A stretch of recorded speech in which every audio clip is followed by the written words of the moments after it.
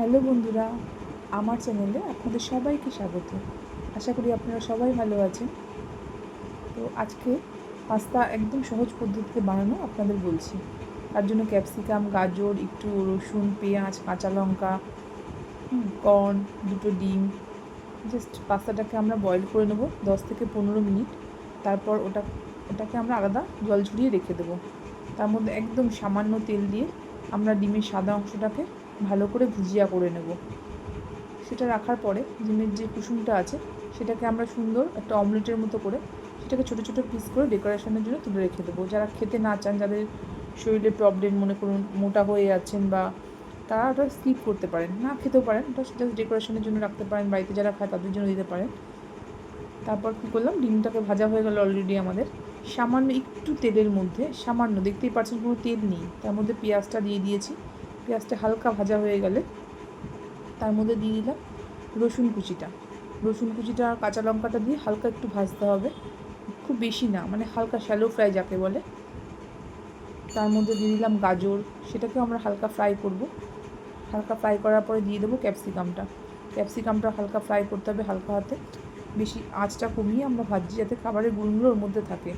সত্যি এটা খুব টেস্টি এবং হেলদিও খাবারটা, বাচ্চাদের জন্য তো খুবই হেলদি।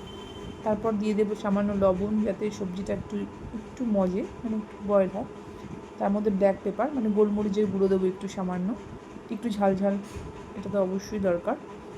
তার মধ্যে কর্নটা দিয়ে দিলাম, কর্নটা আমরা আলাদা বয়েল করে রেখেছিলাম, বলতে ভুলে গেছি। তার মধ্যে দিলাম হালকা একটু চিকেন মশলা, যেটা আপনারা যেটা পছন্দ করবেন বাড়িতে, যে কোনো মশলা, মানে মনে করুন চিকেন মশলা, মাটন মশলা, যে কোনো, বা হালকা একটু গরম মশলা দিলে ফ্লেভারটা একটু ভালো আসবে। দিয়ে ভালো করে একটু সস দিয়ে দিলাম, টমেটো সস। সব কিছু দিয়ে আমরা ভালো করে নাড়াচাড়া করলাম, যেটা একটু ভাজা ভাজা হয়ে গেল। তারপর একটু সামান্য ভাজার পরে আমরা পাস্তাটাকে দিয়ে দিলাম, দিয়ে ওটাকে নাড়াচাড়া করতে হবে একটু, বেশিক্ষণ না, সবই কম আঁচে হালকা হালকা করে নাড়তে হবে। সব কিছু মেশানোর পরে ভালো করে মিশলো, ডিমটাকেও দিয়ে দিলাম আমরা। ডিমটাকে দেওয়ার পরে কিন্তু ডিমের যে কুসুমটা আমরা করেছিলাম সেটা আমরা সাইডে ডেকোরেশনের জন্য রাখবো, ওটার মধ্যে দেবো না। ওটা আপনারা যদি খান তাহলে আপনারা দিয়ে দিতে পারেন একসাথে ভুজিয়া করে, কিন্তু যেহেতু অনেকে খায় না সেই জন্য আমরা দিই না।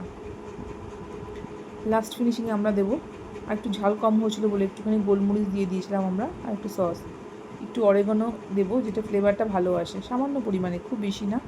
অরেগানোটা দেখলেন সামান্য পরিমাণে দিচ্ছি আমরা, হালকা সামান্য একটু, ফ্লেভারটা ভীষণই এটার মধ্যে আসবে।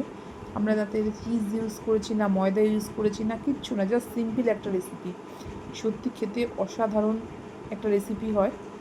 আমি এটা খেয়ে যখন দেখলাম, মানে ওয়াও, কি বলবো, দারুণ লেগেছে, দারুণ। আপনারাও একবার ট্রাই করুন, আমার চ্যানেলটাকে প্লিজ সাবস্ক্রাইব করুন, লাইক করুন।